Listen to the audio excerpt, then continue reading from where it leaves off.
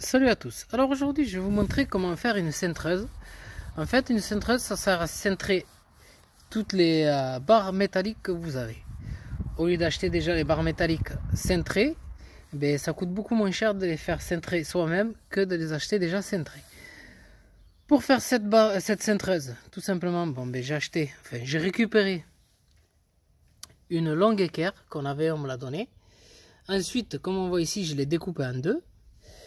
Et j'ai coupé le bout, bon il était déjà entamé alors je l'ai fini, je l'ai fini parce que comme il était coupé au dessus, il était entamé à moitié, je l'ai fini pour le couper, pour le lever, comme il sert à rien. Une fois que j'ai fait ça, ce que j'ai fait, j'ai pris une planche aussi, la planche elle doit faire 1,20 m de long, à peu près, entre 1,20 m et 1,50 m, comme on voit ici. Voilà, et du coup ce que j'ai fait, voilà, j'ai vissé avec des vis autoforeuses la planche métallique. Voilà, j'ai été un peu trop près ici, le fer il va être un peu en biais. Le mieux c'est que j'aurais dû venir un peu plus vers là, mais bon, c'est pas grave, c'est fait, c'est fait. Une fois que j'ai fait ça, j'ai fait le trou là-bas, j'ai fait le trou ici, toujours avec la vis autoforeuse. Et là, je vais la visser carrément jusqu'au bout. Et comme on voit, j'ai été trop près, parce que pour une barre de 10, ça va un peu m'embêter. Voilà la barre de 10 qui est ici, qui va passer là, ça va me faire chier en fait. Est-ce que ça passe? Mais c'est pas grave, après je peux la poser comme ici, juste au dessus, hein, tout simplement. Il n'y a pas de souci. Voilà. Bon, du coup, je fais ça. Une fois que j'ai fait ça, il faut la partie qui va plier. Il faut calculer pour avoir la partie qui plie sans que ce soit trop embêtant et que ça s'abîme un peu trop, que ça se tord. Voilà. Comme on voit ici, moi je vais visser. Je vais faire l'autre partie et je reprendrai la vidéo pour vous montrer en fait la cintreuse comme elle est faite, finie. Bon voilà, comme on voit ici, j'ai fait ma cintreuse. Du coup, je vais chercher une barre métallique pour vous montrer. Mais tout d'abord, je voulais vous montrer le système. Voilà, j'ai mis un trou. Je me suis basé par rapport juste à l'œil. J'ai mis 1 cm de chaque côté et j'ai percé avec une petite mèche. Et au fur et à mesure, j'ai agrandi jusqu'à arriver à la taille du boulon que j'ai voulu. Une fois que je suis arrivé à la taille du boulon, comme on voit là, j'ai percé, une fois qu'il a traversé, bon là il tient. Je l'ai mis parce que comme il tient, je l'ai mis de ce côté, mais bon je sais qu'à force de plier, je vais agrandir le trou. Mais rien ne m'empêchera après de le faire passer par en dessous parce que le trou que j'ai fait, en fait la taille de la mèche que j'ai faite pour ici, je l'ai faite directement à la planche. Et comme on voit ici, voilà, ça traverse carrément de l'autre côté. Rien ne m'empêche de mettre un écrou, un boulon avec, un écrou avec un boulon qui tient d'en bas jusqu'en haut pour que ça soit plus solide. Mais le mieux, si j'avais une plaque métallique, ça ne bougerait plus jamais. Voilà, forcément avec la planche, au bout d'un certain temps, il va falloir que je change, que je déplace ça vers ici, que je déplace le boulon, le trou vers ici, ou alors que je déplace vers là ou vers là, peu importe.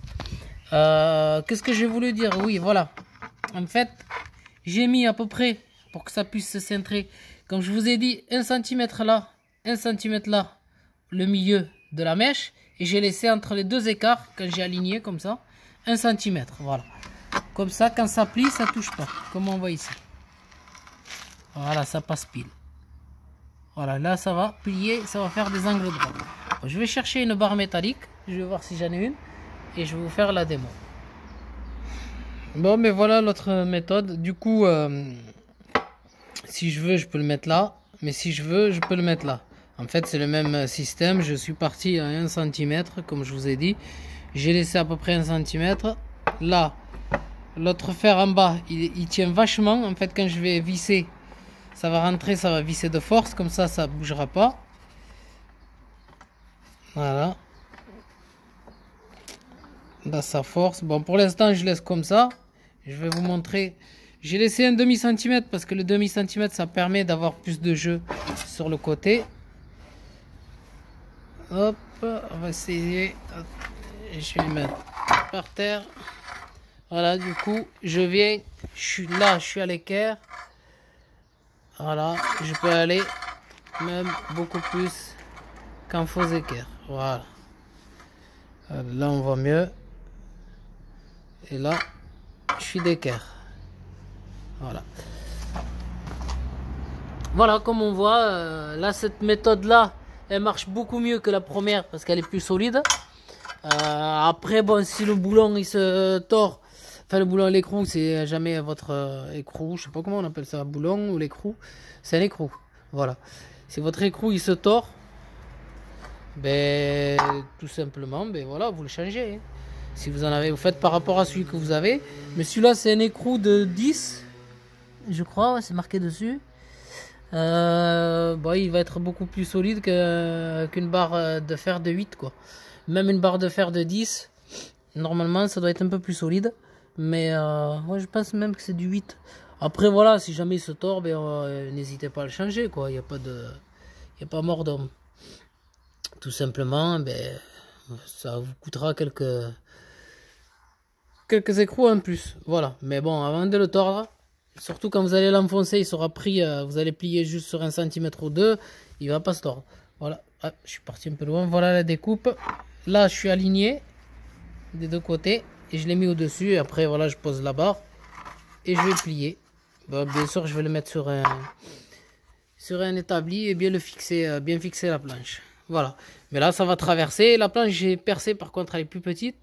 Si c'est du 8, je crois que je me suis arrêté au 6. Comme ça, quand je vais visser, ça va bien s'écarter et bien tenir à l'intérieur. Bon, ben là, je vais vous montrer la démonstration. Finalement, j'ai opté pour faire le trou, en fait, la mettre dans le fer contre fer avec un écrou. Parce que j'avais commencé sur le bois et le bois commençait à prendre du jeu. Du coup, ça devenait difficile. Surtout, attention que j'ai fait des barres de 12.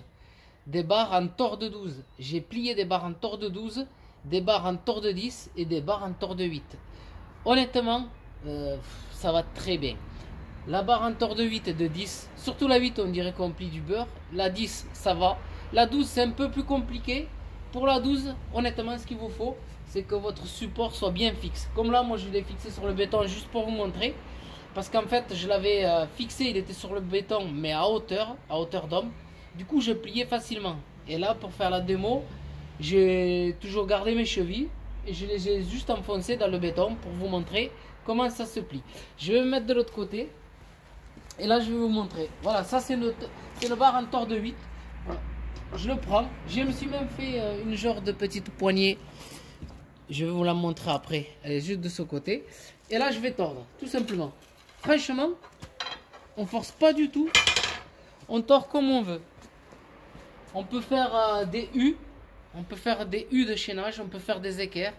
On peut faire des U pour pouvoir rattraper, faire des remontées dans le béton. On peut faire plein de choses. On peut faire des carrés, tout simplement. Si jamais vous avez des distances à respecter, n'hésitez pas à tracer vos distances. Moi, j'avais tracé, bon, de là, ça rouillait. Je vais vous montrer, j'ai un trait là que j'avais mesuré, en fait. Quand je pliais comme ça, ensuite, je venais directement avec mon équerre ici, au niveau du trait. Et je repliais, en fait, et ça me faisait des angles droits. Voilà. En fait, j'avais fait des U d'un diamètre, d'une distance intérieure de 8 cm. Voilà. C'est ce qui donne ici. C'est pour ça que j'avais le trait. Je me faisais des U pour remonter dans le béton. J'avais fait des U qui remontaient tout le long. Et au milieu, il me fallait 8 cm. Pourquoi 8 cm? Parce que j'avais un poteau qui faisait... j'avais acheté des barres soudées qui faisaient 8 par 8. Sur une longueur de 6 mètres. Et les U devaient s'accrocher à l'intérieur. C'est pour ça que je faisais des U de 8 cm de diamètre avec une remontée de 80 cm. Voilà. Là, comme on a vu là, plier une barre en tord de 8 comme du beurre. Je vais vous montrer tout simplement la petite poignée que je me suis faite pour juste pouvoir choper sans avoir à écarter trop la main et tirer facilement. Là, j'avais fait l'encoche comme je vous avais dit et mon trait il se trouve juste ici. Voilà, j'avais fait un trait. N'hésitez pas à faire des traits pour pouvoir tordre vos ferrailles très simplement. Voilà, cette méthode vous permet de gagner beaucoup d'argent. Parce que si vous achetez par exemple tout simplement juste des équerres ça coûte très cher. Alors que vous achetez une simple barre de 6 mètres, vous la coupez à la longueur que vous voulez. Vous faites vos équerres. Ou alors vous faites vos U, vous faites même des carrés, vous faites ce que vous voulez. Voilà, mais je vous souhaite une très bonne vidéo à tous.